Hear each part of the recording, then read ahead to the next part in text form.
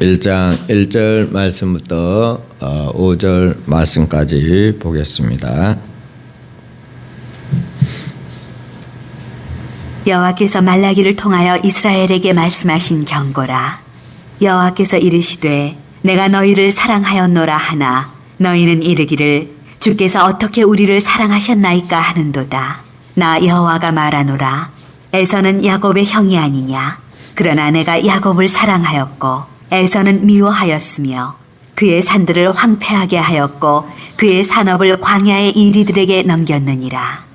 에돔은 말하기를 우리가 무너뜨림을 당하였으나 황폐된 곳을 다시 쌓으리라 하거니와 나 만군의 여호와는 이르노라. 그들은 쌓을지라도 나는 헐리라. 사람들이 그들을 일컬어 악한 지역이라 할 것이요 여호와의 영원한 진노를 받은 백성이라 할 것이며 너희는 눈으로 보고 이르기를 여호와께서는 이스라엘 지역 밖에서도 크시다 하리라. 네, 오늘 말라기 이 말씀으로 해서 구약 성경 39권이 다 말씀으로 우리가 생각해 봅니다. 말라기가 지나면 400년 동안 신약을 마태복음이 나올 때까지 400년 기간, 예수님이 오실 400년 공백 기간이 있었다는 것을 여러분이 기억하시기 바랍니다. 히브리 성경은 저자의 이름에 따서 본서의 제목을 말라키라고 하였는데 우리 한국 개절 성경에는 이에 맞춰서 말라기라 이렇게 이름을 지었습니다. 저자와 저작의 연대를 보면은 저자의 말라기임을 말라기의 저자 연대를 정확히 구명하기란 어려운 문제였으나 수르바벨 성전 제사장의 부패상을 언급한 것으로 보아 말라기 선지자가 성전 이후에 활동했으라는 점을 주장하고 있습니다. 기록 장소는 예루살렘이며 모든 이스라엘 백성을 대상으로 기록했지만 특별히 바벨론 포로 생활 이후 귀화한 남은 자들을 위한 기록이라 이렇게 보면 되겠습니다. 핵심적인 내용은 무엇이냐 하면 말라기의 핵심은 11조의 준비입니다. 백성들이 11조를 하지 않을 때 사실 당연한 하나님께 드려야 할 것을 그들에게 도둑질하는 격이다. 백성들은 하나님께 돈뿐만 아니라 시간과 재능도 빚지고 있다고 이야기하고 있습니다. 또한 말라기의 중요한 사역의 한 부분은 우리의 주님이신 예수 그리스도와 곧 메시아의 길을 준비하기 위하여 보내신 세례 요한이 예비되었다는 것입니다. 예수님이 오신다는 말씀을 전해주고 있는 것입니다. 내용을 한 8가지로 분석해 보면 뭐냐? 첫 번째로 하나님의 사랑에 대한 질문과 답이 있습니다. 1장 1절부터 5절 말씀이죠. 두 번째로 제사장들의 불경한 행동들 1장 6절부터 2장 9절 말씀은 그 내용입니다. 세 번째로 진실한 것을 요구하심에 대해서는 2장 10절부터 16절 말씀에 나와 있습니다. 네 번째로 공의의 하나님의 심판하심은 2장 17절부터 3장 5절 말씀까지. 다섯 번째로 회개할 것을 요구하시면 3장 6절부터 12절 말씀에 이야기하고 있습니다. 여섯 번째로 하나님은 거슬 말을 악인들을 심판하심에 대해서 3장 13절부터 4장 3절 말씀까지. 일곱 번째로 모세율법을 기억하라는 공고는 4장 4절 말씀에서 이야기해 주고 있습니다. 마지막 여덟 번째로는 선지자 엘리야를 보내리라는 약속 4장 5절부터 6절 말씀에 말해 주고 있는 것입니다. 말라기서는 학개서, 스가랴, 말라기는 포로기 이후 페르시아의 시대의 배경으로 하는 구약 선지 문학이라 이렇게 이야기할 수가 있습니다. 말라기서는 정확한 연대는 나오지 않지만 학계의 역사로 성전 안성 후 쓰인 것만은 확실합니다. 성전에 관련된 메시지가 많이 나오기 때문입니다. 말라기는 주전 450년에서 400년 사이에 활동했으며 예언자라고 추정하기도 하고 그 이전인 주전 500년에서 475년으로 보기도 합니다. 또한 말라기는 이방인과의 통혼, 결혼 문제, 이혼 문제, 제사장직의 남용 문제, 성전 봉사 문제, 11조 문제 등을 다루는 점에서 에스라서, 느헤미야서와 공통점이 있기 때문에 에스라, 느헤미야와 비슷한 시대의 사람이라 이렇게 보기도 합니다. 말라기의 이름은 나는 사자라는 뜻을 이야기하고 있습니다. 그래서 목사님들 보게 이야기할 때 사자 목사님이라 이렇게 이야기하는 것이 바로 여기 말라기서를 통해서 이야기할 수 있겠습니다. 하지만 어떤 학자들은 말라기가 선지자의 이름이 아니라 3장 1절에 보라 내가 내 사자를 보내리니라는 말씀에서 연유된 제목이라고 보고 이 책은 익명의 예언이라 주장하기도 합니다. 3장 1절에서 여호와께서 보내시는 사자는 길을 준비하기 위해 번음이라. 길을 준비한다는 것은 뭐냐? 예수 그리스도를 준비한다는 뜻입니다. 이 400년 후에 예수님이 오셨다는 사실을 여러분 아시기를 바랍니다. 하나님의 사자로서 앞으로 도래할 하나님의 왕국을 준비하는 역할을 말라기에서 이야기해 주고 있습니다. 당시 예루살렘은 페르시아의 거대한 제국 내에서 보잘것없는 조공을 바치는 지방으로 남아 있었습니다. 과거 찬란했던 이스라엘의 축복과 영광은 사라진 지 오래되었던 것입니다. 많은 선지자가 예언했던 메시아 왕국을 도래를 요원해 보였으며 가까운 미래의 희망마저 보이지 않는 상황에서 이스라엘 백성들은 언약의 하나님을 찾기보다는 낙담과 불신의 태도로 보여졌다는 것입니다. 하나님의 선택된 백성이라는 선민 사상은 희미해져 가고 그들은 하나님의 사랑도 의심하게 되었던 것입니다. 그들은 또 다른 언약의 백성으로서의 자세로 흩어지기 시작했고 과거의 잘못을 깨닫고 교훈을 새기며 하나님의 백성으로서 거듭나기보다는 다시 한번 죄를 짓고 톱니바퀴처럼 죄 속에서 늘 살아가고 있었던 것이 이스라엘 백성들입니다. 여러분 삶은 어떠한 삶을 살고 있습니까? 죄를 짓고 또 나면 회개하고 또 죄를 짓고 또 회개하고 이 톱니바퀴처럼 죄를 반복적으로 짓지는 않습니까? 우리가 죄에서 벗어나는 길은 예수 그리스도의 십자가의 보혈 필밖에 없다는 사실을 우리가 알아야 됩니다. 이에 대하여 하나님께서는 그분의 선지자를 보내시어 이스라엘 백성에게 다시 한번 경고를 주고 있는 것입니다. 안타까운 것은 이것이 마지막 경고다는 사실을 우리는 알아야 됩니다. 예수님이 오시기 전까지 말라기와의 같은 선지자의 목소리는 더 이상 들리지 않고 말라기를 마지막으로 하나님은 침묵했다는 것입니다. 몇 년 동안요? 400년 동안 침묵했다는 사실을 우리가 알아야 됩니다. 유대인들의 전통에 따르면 그들은 학개, 스가랴, 말라기가 죽은 후에 성령이 이스라엘을 떠났다고 믿고 있었습니다.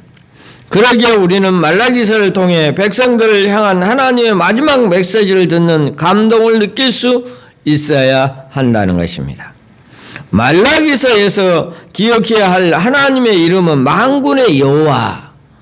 하나님은 만군의 여호와라는 말입니다. 그분은 위대한 왕이시며 해 뜨는 곳에부터 해 지는 곳까지 이방 민족 중에서 내 이름이 크게 될 것이라고 말씀하고 있습니다.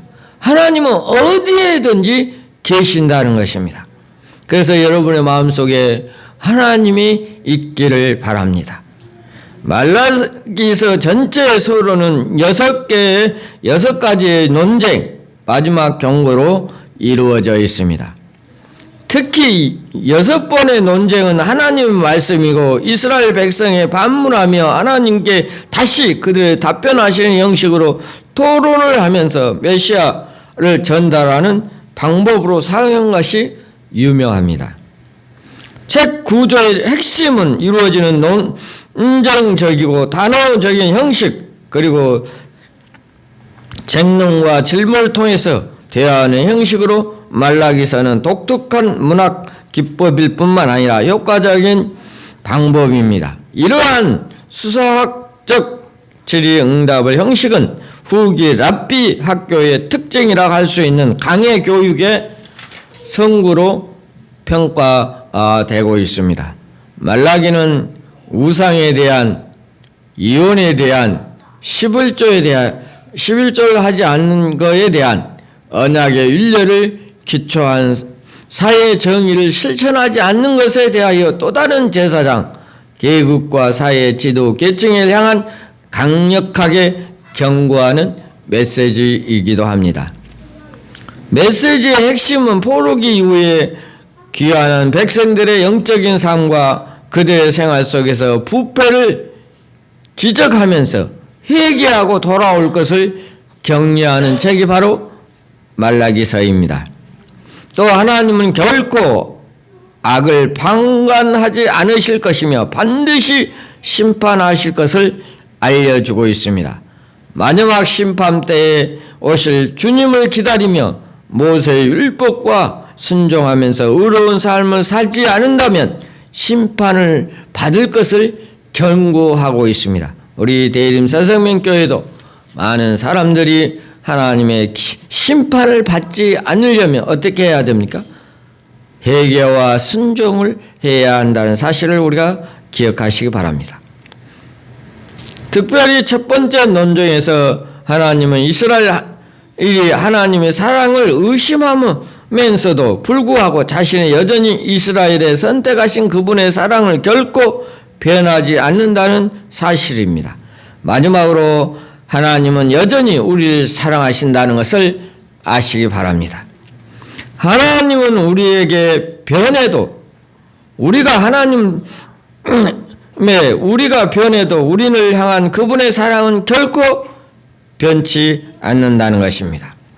말라기서를 통해서 말씀하고자 하고 있는 것입니다. 그러기에 어떤 학자는 말라기는 책 제목을 하나님을 변치 않는 사랑이라고 짓기도 합니다.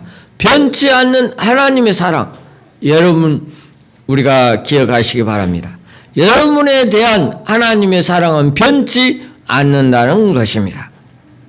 이것이 구약의 선지서의 마지막인 말라기서를 너무나도 오래 기억하고 싶은 메시지라고 이야기할 수가 있습니다. 끝으로 우리가 11조에 대해서 한번 생각해보고 예배를 마치겠습니다. 말라기 3장 8절 말씀부터 우리가 한번 읽어 보겠습니다. 사람이 어찌 하나님의 것을 도둑질하겠느냐? 그러나 너희는 나의 것을 도둑질하고도 말하기를 우리가 어떻게 주의 것을 도둑질하였나이까 하는도다. 이는 곧 11조와 봉헌물이라. 너희 곧 온 나라가 나의 것을 도둑질하였으므로 너희가 저주를 받았느니라. 만군의 여호와가 이르노라. 너희의 온전한 11조를 창고에 들여 나의 집에 양식이 있게 하고 그것으로 나를 시험하여 내가 하늘문을 열고 너희에게 복을 쌓을 곳이 없도록 붙지 아니하나 보라. 만군의 여호와가 이르노라. 내가 너희를 위하여 메뚜기를 금하여 너희 토지 소산을 먹어 없애지 못하게 하며 너희 밭에 포도나무 열매가 기한 전에 떨어지지 않게 하리니 너희 땅이 아름다워짐으로 모든 이방인들이 너희를 복되다 하리라.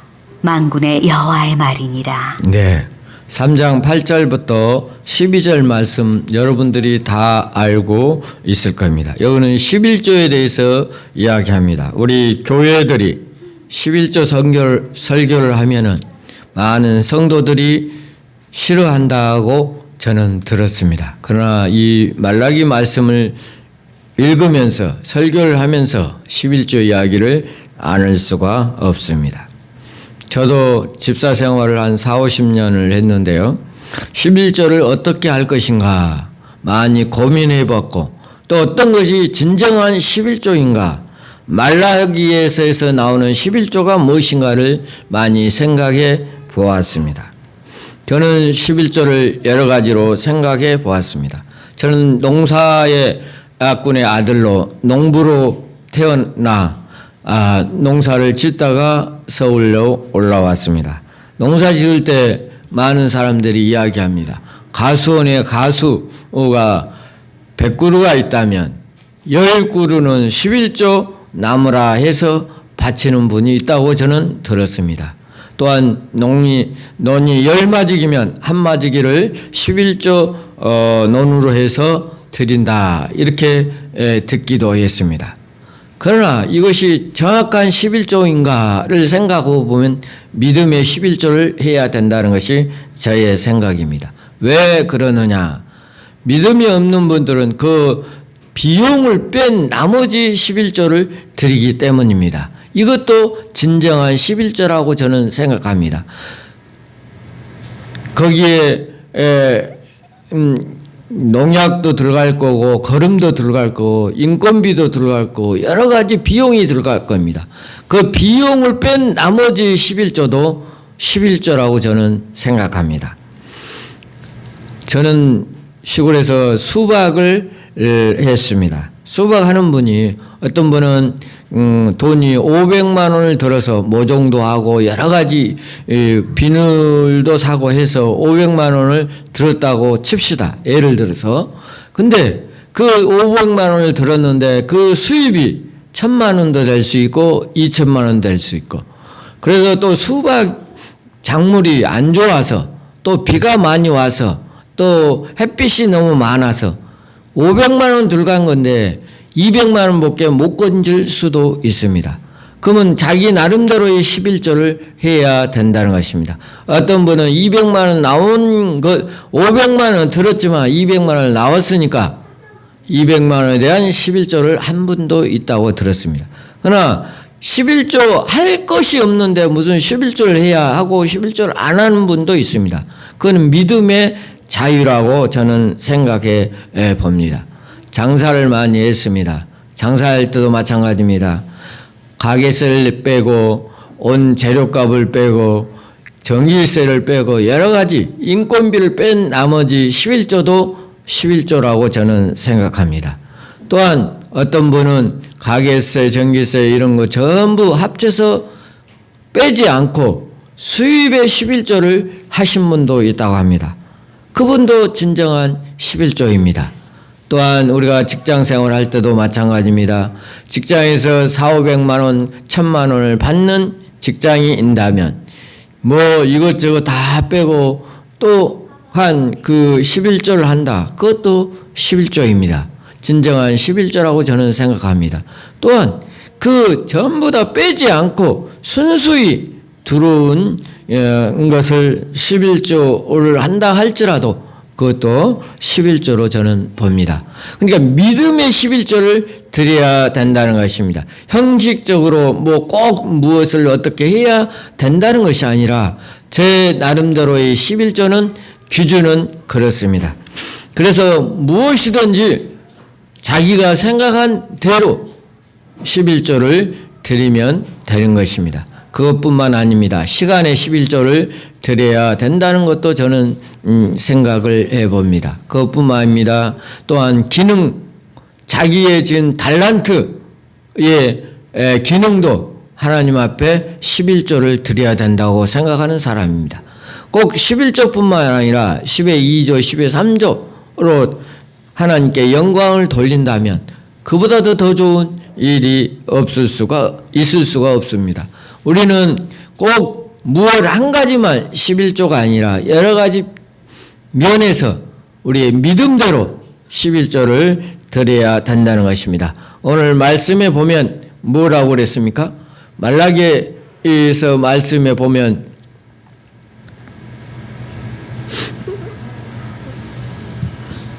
하나님께서 11조를 드리고 나면 또한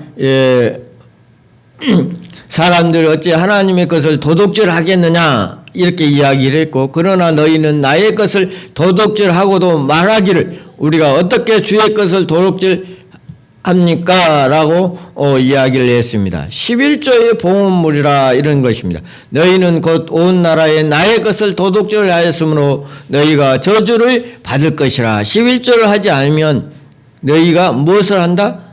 저주를 받는다. 이 무서운 말을 하나님은 하고 있습니다. 만군의 여호와가 이르노나 또 너희의 온전한 12절 창고에 들여 나의 집을 양식이 있게 하고 그것들을 나를 시험하여 내가 하늘의 문을 열고 너희의 복을 쌓을 곳이 없도록 붙지 아니하노라 보라. 11절을 하면 하나님께서 복을 준다고 성경에는 분명히 이야기해 주고 있습니다.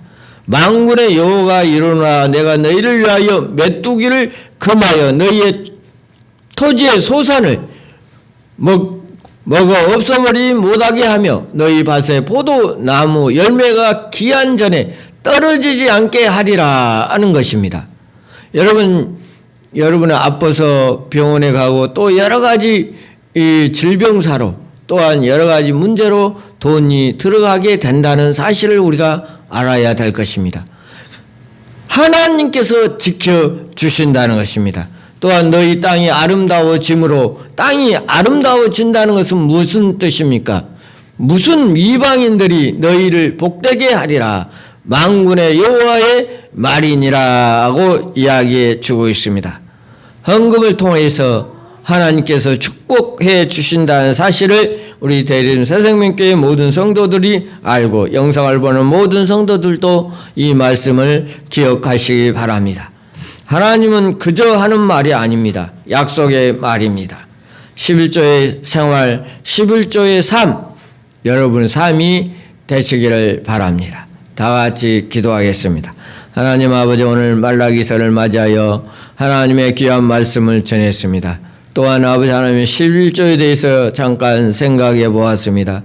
우리의 삶이 주님의 삶이 되게 하여 주시고 온전히 하나님이 원하는 그러한 삶을 살아갈 수 있게 도와주시옵소서. 예수님의 이름으로 기도하옵나이다. 아멘.